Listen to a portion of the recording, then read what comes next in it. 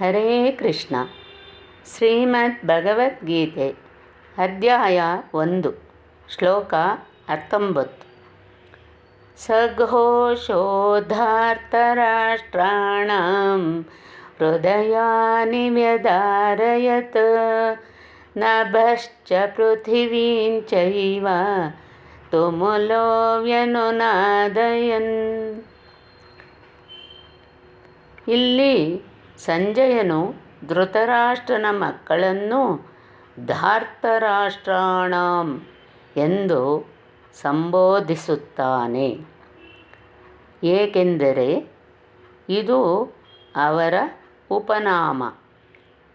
ಈ ಹಿಂದೆ ನನ್ನ ಮಕ್ಕಳು ಮತ್ತು ಪಾಂಡವರು ಎಂದು ಸಂಬೋಧಿಸಿದ್ದ ಧೃತರಾಷ್ಟ್ರನಿಗೆ ಸಂಜಯನ ಕುಹಕದ ಉತ್ತರವಿತ್ತು.